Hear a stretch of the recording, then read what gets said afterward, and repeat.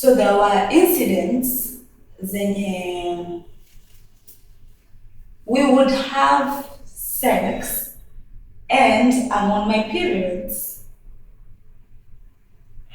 The first time I slept in this guy's house, I actually wet his bed. Yeah. And this was something that would happen even in my next relationships after this. Yeah, so basically this testimony is not for the purpose of condemnation, but for the purpose of restoration and knowing that there is hope and that our Lord Jesus Christ offers forgiveness and is compassionate and He will take you back just the way you are.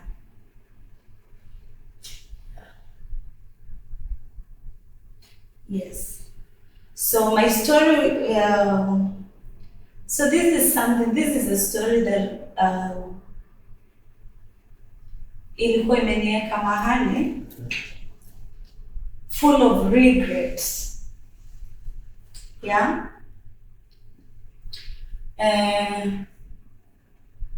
It's not a good story, but it is something that most people are going through, and a lot of people are doing such things. And we're here to shed light on that. So after high school, by this time I've already involved myself with a lot of sexual promiscuity here and there. So tayari niko kwa darkness, I'm already under the enslavement of sin. I'm far away from God by this time. Now, what sin does is it gets you into more sin. Yes. If you don't realize yourself, if you don't remember who you are and remember God, your connection, that you are holy and that your body is holy, you'll only keep on getting into more situations zenye ziko worse, zinaenda zikigraduate. Yeah. So now from sexual promiscuity outside marriage, now I come and move in with a man. Yes, this is just fresh from high school. Like I'm just done with my high school, and the next year I'm in a relationship, and I'm now moving into these guys. Yes. House. Yes. This was new. Having a man wasn't new, of course, but living with a man was new.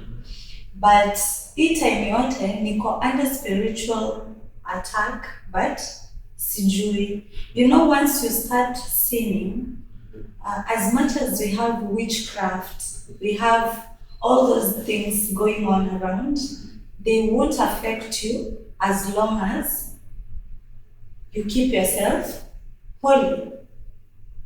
Okay, keep away from sinning. So mi nilishafungua this door. So I remember the first time I slept in this guy's house, I actually wet his bed.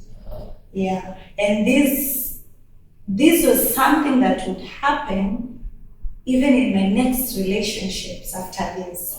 So, every time I would get with a man, and now it happened ni kama I'm sleeping in his house. That would just happen from. It was weird. Okay. Before we continue. Yes. You moving into this man's house? Yes. Until where you are? Yes. Is he the only man who you move in with? Yes. By this time, huyu sasa ndo nimemove in kwake. This is the first man that I'm living with. What I mean is Yeah. where you are right now, Okay. and by the time you are moving in this man, Uh-huh. is he the only man? No. So we can give him a name. Since there will be more. Okay. Yes. Okay. Let's call this person P1. P1. Okay. Person 1. Yes. Now this story is on person 1. So person 1, nime moving kwake. You see, the first day is already embarrassing. It's already shameful. Because how do you even explain? How do you even explain that? But I always saw this pattern as something that would happen after engaging in alcohol, after drinking. And so I used to blame it on the alcohol. Okay? But now I know better. It wasn't just alcohol. It's the spirits that you've already invited in your body. There's so much going on that you can't see with your own eyes.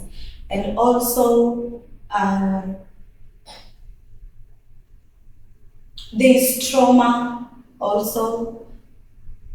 There's just so many things that are happening behind the beyond what the human eye can see. Mm-hmm. And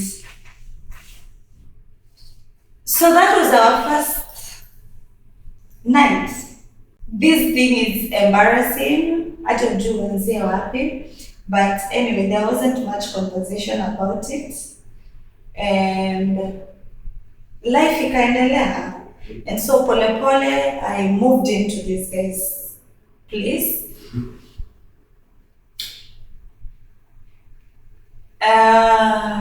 And then that's where we get to vitu zenye zilikuwa zinafanyika kwa hii relationship zenye bado still hazikukuwa normal, but I thought they were normal. So there were incidents zenye we would have sex and I'm on my periods.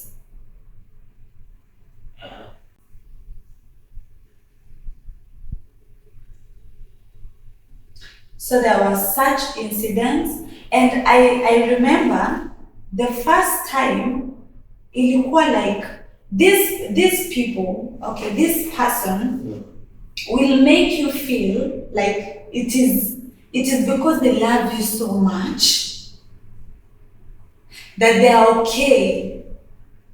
We did. Yes, we did.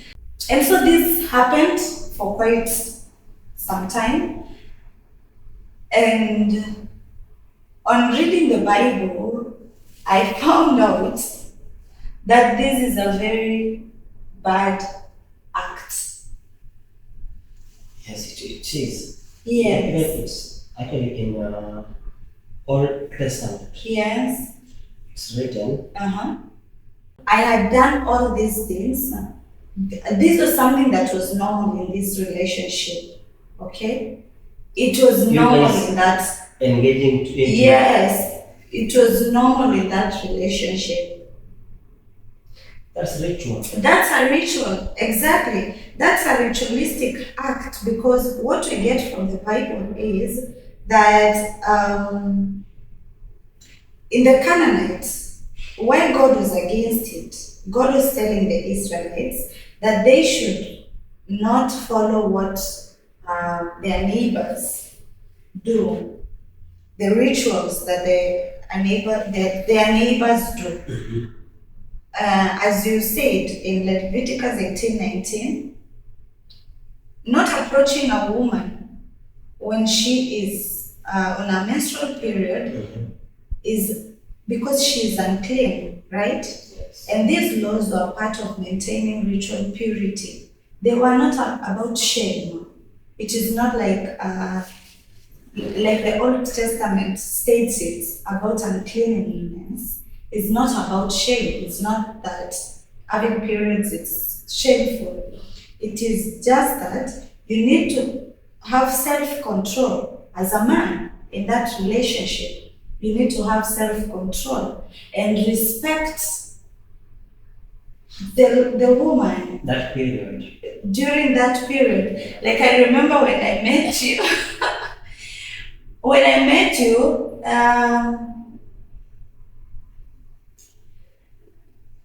and I mentioned that to you, and you were like, no, no, no, no, I don't do that. I'm like, what? I remember feeling like, what is wrong? What is wrong with this guy? You were even asking, what kind of a man are you? Yes, because I was already programmed to think that this was okay. And so I even thought that there was a problem with you because that is not something that You are used to. you even did. I remember you saying that you had never even done it. And I was like, oh, what? Because I respect that period. Exactly, and you were telling me that you respect me in that period, and you will wait until it's all over. And this was so new. Oh my goodness. And there's so many things apart from that on which we will talk about. Yes, they'll come. But That is one of them. that was one of them, and that was one of the things that made me love you more. Anyway, in the Canaanite and broader Near Eastern world, fertility worship, having sex with someone who is on a menstrual period is somehow like a ritual. Not somehow. It's a ritual. In most cases, it's a ritual. Knowingly, there's people who know, and there's others who just engage in it blindly, like I did. I was blind. But the person who was initiating it, maybe they knew what they were doing. Or just ignorant. Or maybe they were just ignorant, exactly. Maybe they were in the same place that I was that time, maybe someone had made it. I know. But how is it like in real sense? I don't How? I don't know. I don't understand the dynamics. And so in the Canaanite, broader and Near Eastern world, fertility worship was central to religion. Because this command, it stood in contrast to pagan fertility cults, which sometimes used sexual rituals, including with women in menstruation, as acts of worship. Israel was to reject such practices entirely. So there I am.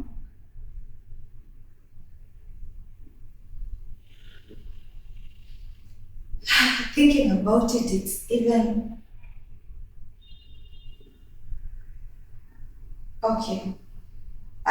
In some cases, bodily fluids, including menstrual blood, were viewed as mystically potent, connected to fertility and the life cycle. So, to someone who knows what they are doing, they understand the rituals that are going on.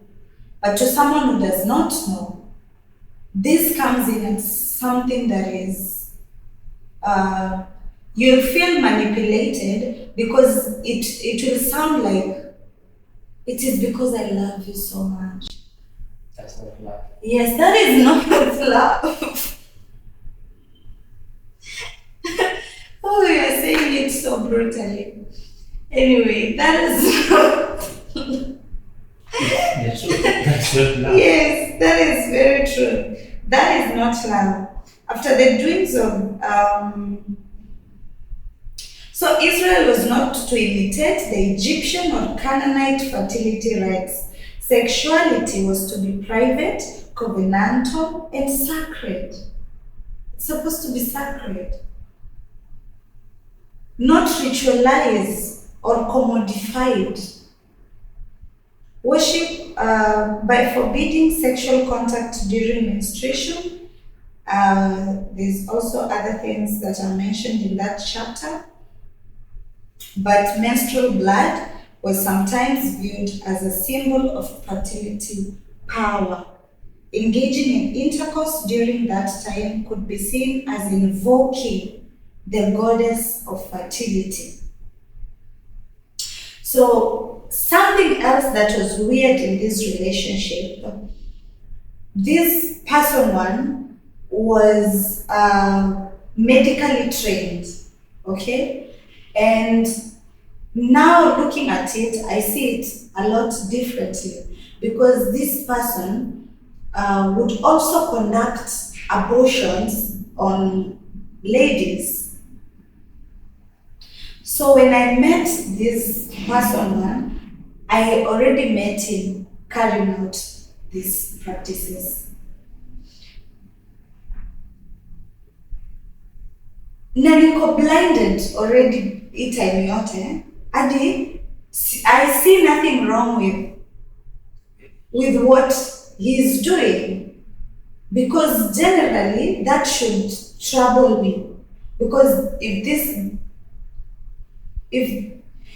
you're even doing it to other people, what about my case? It means it will get to me as well, right? Obviously. Yeah, but sasa sikuiona hivyo. Mimi nilikuwa naiona kama hustle. The same way I saw this other thing as love. Hii ingine pia ilikuja in the name of the job, and